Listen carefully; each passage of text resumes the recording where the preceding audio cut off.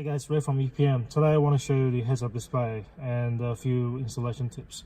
First of all, you don't really have to touch this panel, but if it comes off easily, just put it out of the way. There's 4 clips here, so use the pry tool, which is provided in the box.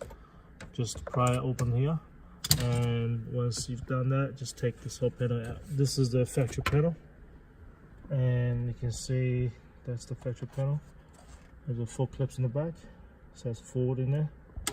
And let's have a look. The EPM replacement. Wow, look at that.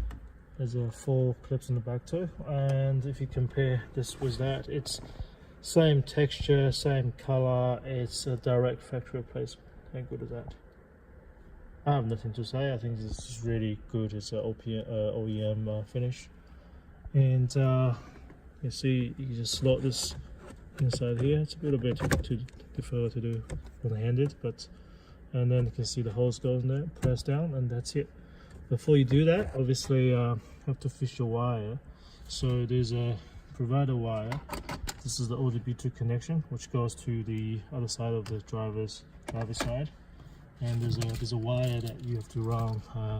Sort of the instruction is included in the package, but generally just run the wire from the ODB2 port over throughout here, and it goes in the hole little here, and fish the white bit out of this hole here. Some of the cars don't have the speaker here, then you can fish that out from the hole over here, and this then plugs to the back of the panel. So let's have a look at this again.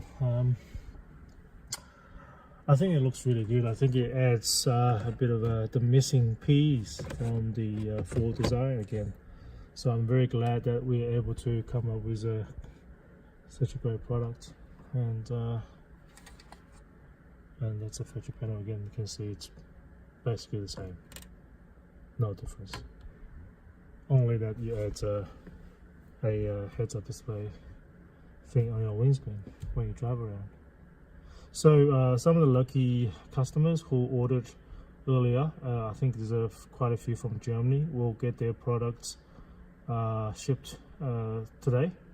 And there are the right hand side drive, unfortunately still have to wait a little bit, because there's a bit of a complication that has developed, which unfortunately for the Australian cars and UK cars, you guys have to wait a little bit more. But I will let you know when everything's ready. And thanks for watching. If you like my videos, maybe you should subscribe to my channel. And please, and I'll see you next time. Thank you.